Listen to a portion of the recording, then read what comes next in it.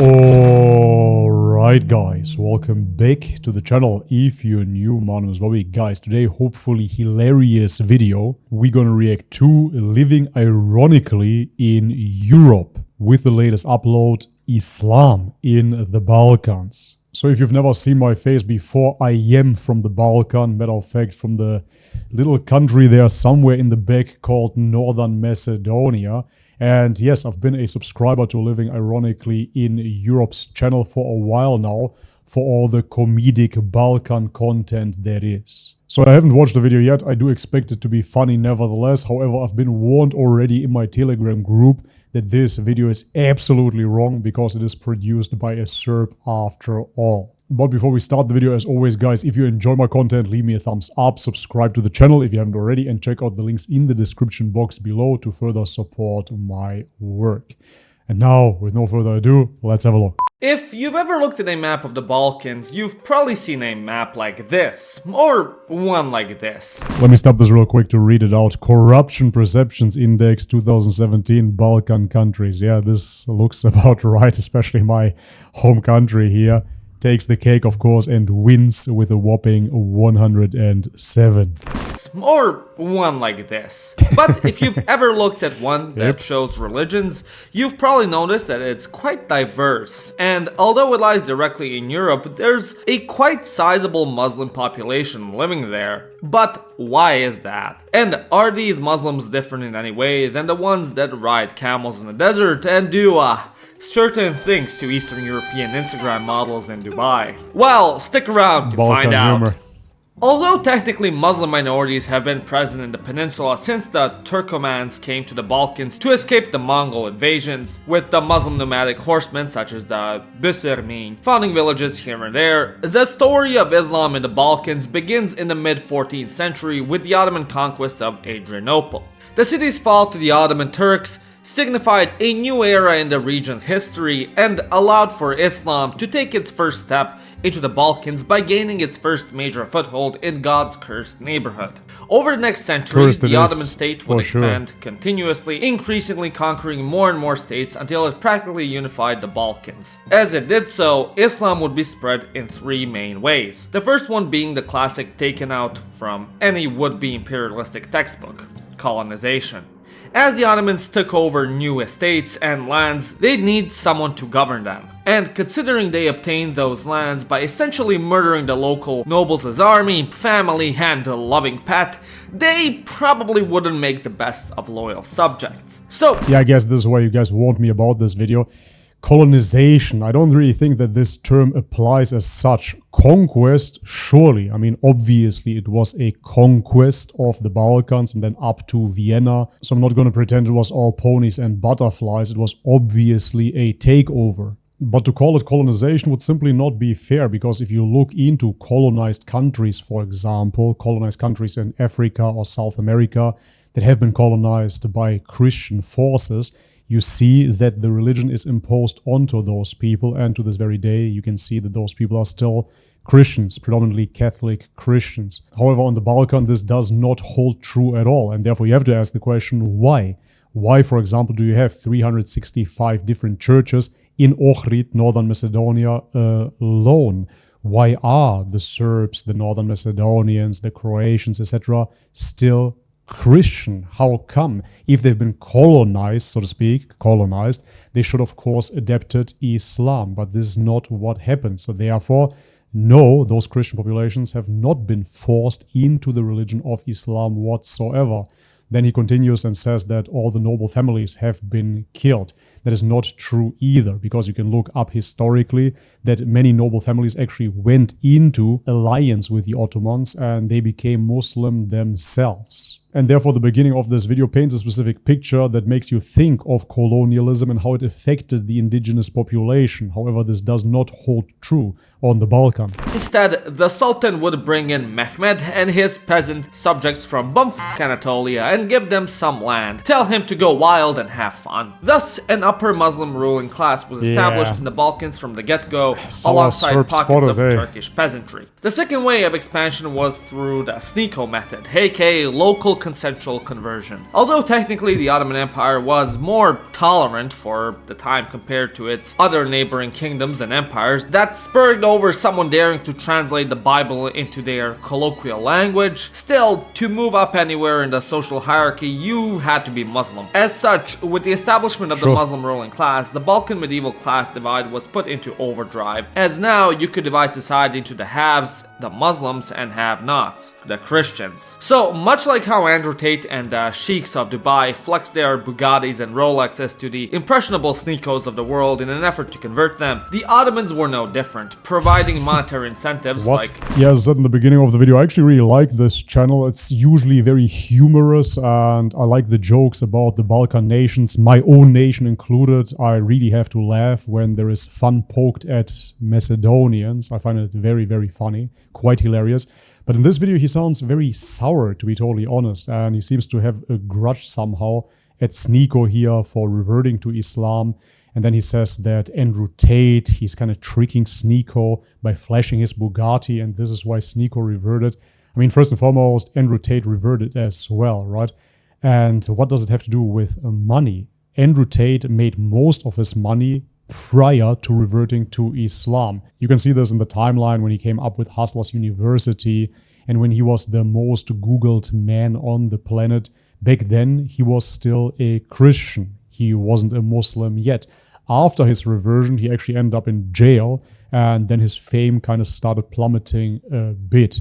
Therefore, all the money, as I said, was made prior to converting to Islam. So he somehow tries to make a link there that rich Muslims, they're living in Dubai and with their money they're showing off, and then other people revert to Islam, and has been the same way on the Balkan because you could only step up the social ladder if you are a Muslim, etc., you name it.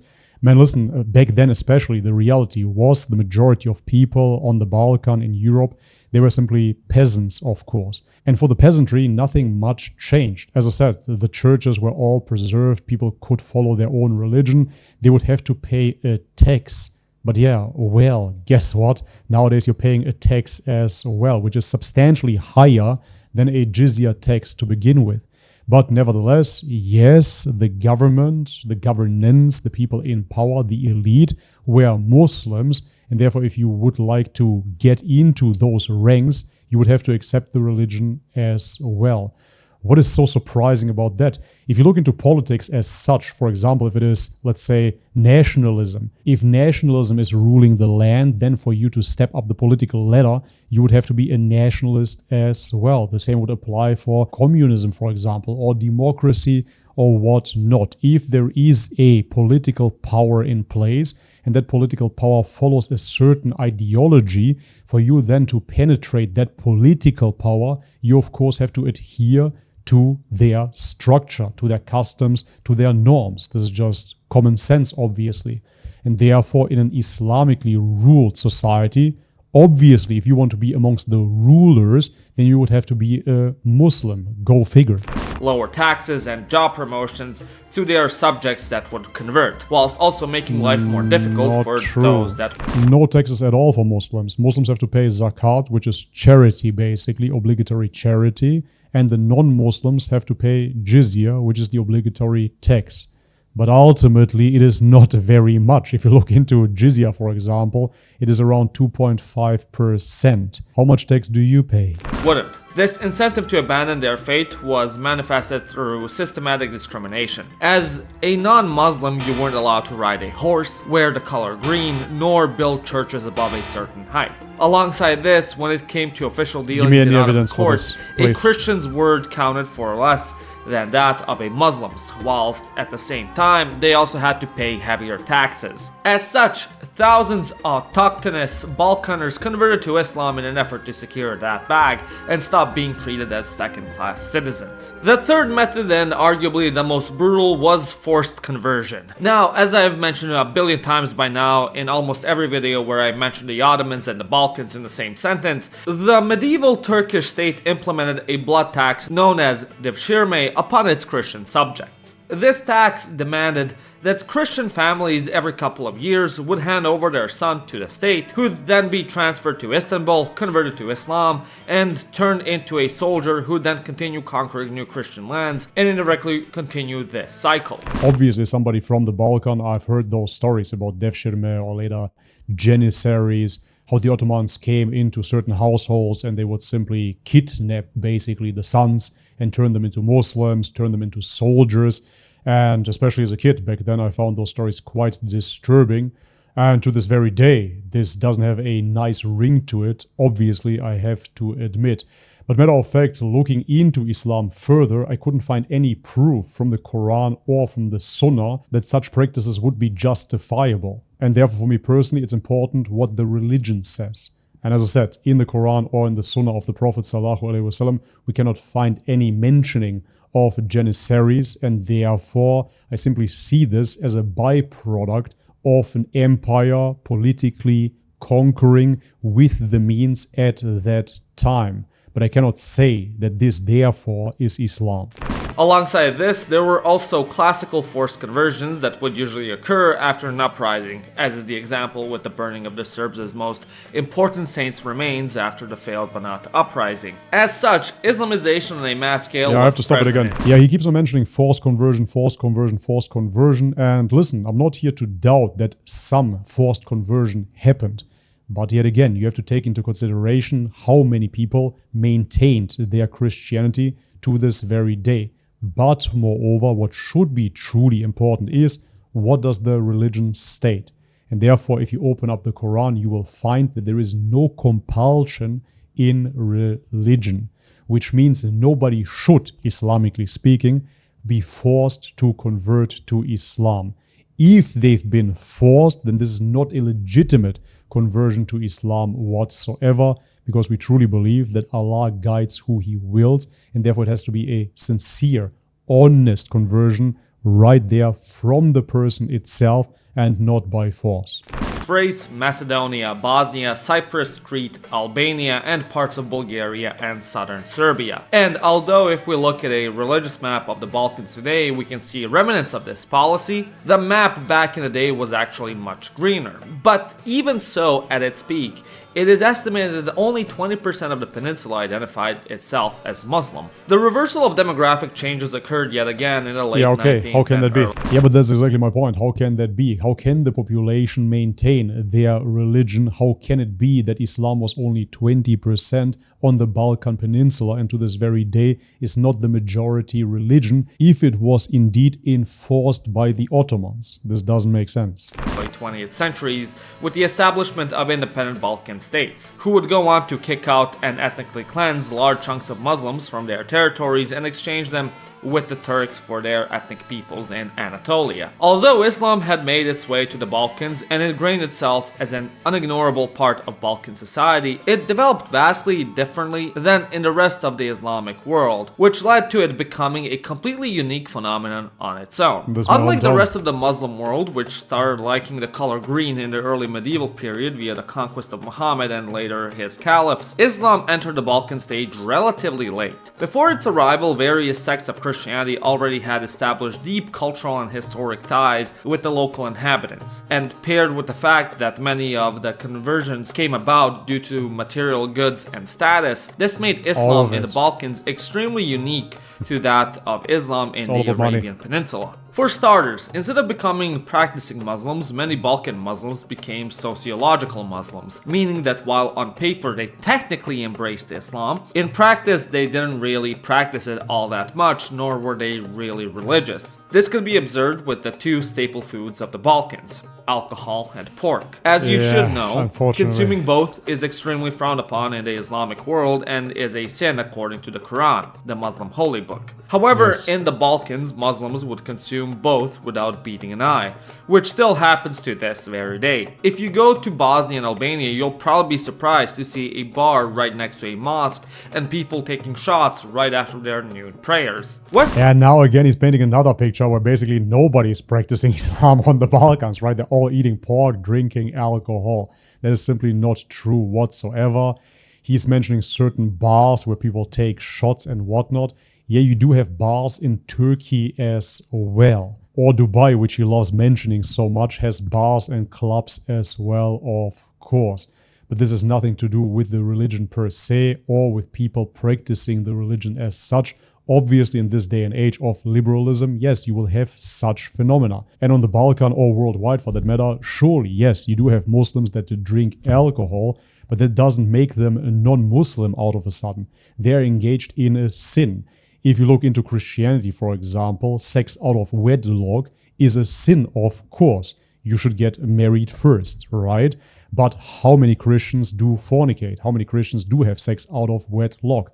Are they now not Christians anymore because they committed this sin? No, you wouldn't say that, of course. However, within Islam, because there is such a hatred for Islam on the Balkan, and I believe that this video is a great example of this actually, how much Christians actually hate Islam on the Balkans. It's a thorn in their eye. But when they see, oh wow, look at this guy, he's actually Muslim, but he's drinking alcohol. I guess he's not practicing Islam after all, right? Man, even in Christianity, you should not get drunk. So alcohol is not completely prohibited within Christianity, but you shouldn't drink to that excess that you get drunk. Meanwhile, all the Christians on the Balkan get absolutely hammered, of course, in the kafana, right? So don't tell me about this, man. This is absolutely ridiculous. Versing Ottoman Macedonia in the 17th and 18th centuries would note that many Muslims would cross themselves like Christians after praying. If one asked them what religion they were, they'd respond by saying, Muslims, but of the Virgin Mary. Hell, in the early 20th century Albania, a Turkish telegraph operator noted that the Mohammedans here are not real Mohammedans, and the Christians are not real Christians. The people who live among Christian and Muslims are not versed in controversy, declare themselves absolutely incapable of judging which is the better religion, but to be certain of not rejecting the truth, with very great prudence they observe both and go to mosque on Friday and church on Sunday. And this is actually a very important point there, and kudos, because he mentioned both groups, nor the Christians nor the Muslims, they don't really know how to practice. I have to say that this is my experience as well on the Balkan, especially coming from a Christian household. They have no idea about Christianity whatsoever, but they're indeed very identified as Christians, just as the Muslims are very identified as being Muslim. However, if you ask an average Christian on the street what the Holy Trinity is supposed to be, they have no answer to that whatsoever. They cannot tell you about the saints even, man. They all have certain holidays that they celebrate, about specific saints that they should know of, I would claim, and they have no clue who those people are. They're simply identified nationally and culturally. Though many had converted, they still kept the traditions from their ancestors, which they had been practicing for centuries before their conversion. At that time, many could even note exactly who in their family embraced the faith, and from what point on they were Muslims and no longer Christians. So now he's acting as if they've been Christian forever, for eternity basically, right? From the cradle of time, and now Islam is being imposed onto them, and well, somehow in their heart they're still Christians. Man, how about the pagan Balkan Peninsula, right? It was pagan for the longest time, and even pagan is simply a word made up by the Christians, so they had their own religion, and then Christianity was imposed onto them. How many of your ancestors have been killed? How many have been forced to convert to Christianity?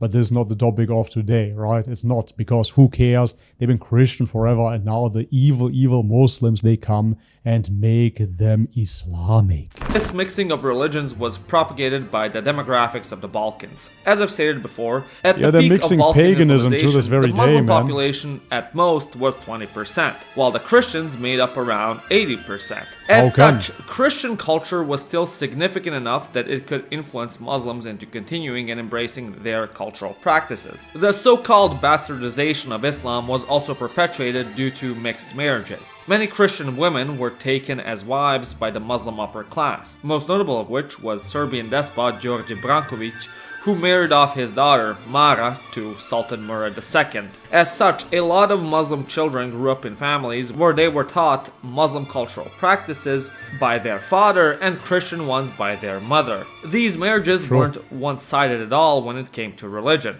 On the contrary, a notable example of this was Ali Pasha of Janina, who married a Greek Christian for whom he went on to build a chapel in her honor, which, although is not the typical example of what the regular Ahmed would do for his Christian wife, but still relevant enough to paint a historical sentiment present at the time. As such, the strict fundamentalist interpretations of Islam were severely bastardized in the Balkans and transformed into a much lighter and arguably more secular form compared to the Islam in the Arab and Iranic world, where heretical beliefs weren't only tolerated but even embraced. This could be observed amongst Muslim Turkish sailors in Greece. Before embarking onto their voyage across the Aegean, the Turks would have the local Orthodox priest bless the ship and the waters as a good luck omen, which again was not observable anywhere else in the Islamic world but in the Balkans. Although for a large chunk of the Balkans' history the peninsula was dominated by Muslims, by the end of the 19th century the tables started to turn. As nationalism reached the Balkans, the previously conquered and oppressed Christians started to rise up and create nations of their own by carving out previously held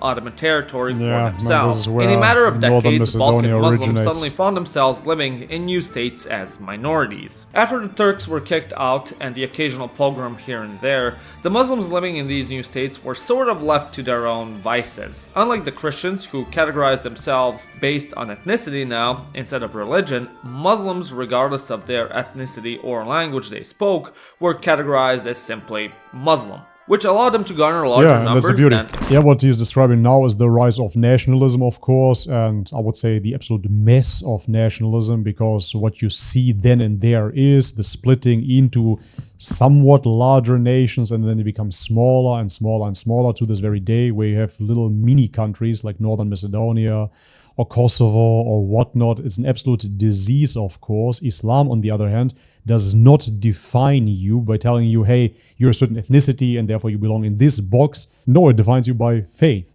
Are you a believer in the one true almighty God of mankind? Are you? If so, then you're part of the team, part of the club. It is that simple. It doesn't matter if you're black, white, Asian. You become a Muslim, a believer, a submitter to God alone, and therefore you're part of the team, as I said. It is so much superior to this absolute nonsense nationalistic thinking where people are divided into certain dialects and certain ethnicities and certain demographics.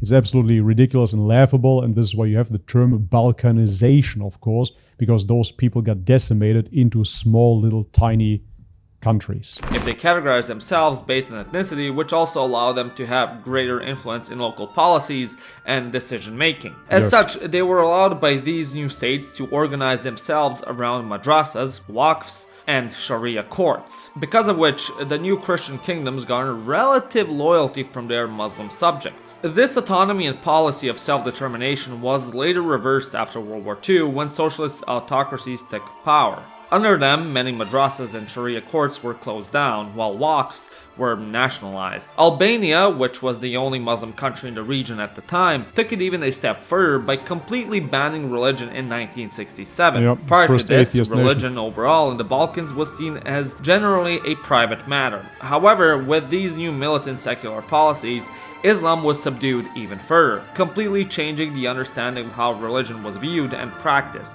Already in the Balkans, the number of Muslim women who'd wear a hijab was low, and the amount of people who didn't drink alcohol was even lower. But with the implementation of these strict secular policies, that number only further decreased, effectively marking the majority of Muslims in the Balkans as sociological Muslims. Islam only started to become relevant again in the region with the collapse of the communist dictatorships and the eruption of the shit show that was the breakup of Yugoslavia. During this time, Muslims in the region tried to organize politically to sort of revive Islamic values and fight for their interests. But as secularization was so effective, they saw little success. The only of which had any sort of triumph were the Bosnian Muslims, who were able to organize. But to be fair, they kind of had no other option, considering they were being severely screwed over by the Serbs and Croats. And even so, their political organization too ended up transforming into more of an ethnic-based organization, with Islam yet again taking the back seat. By the beginning of the 21st century, the vast majority of Balkan Muslims found themselves in new states yet again, this time Muslim majority ones, with approximately 70% of them living in such a state. In the case of Albania and Kosovo, although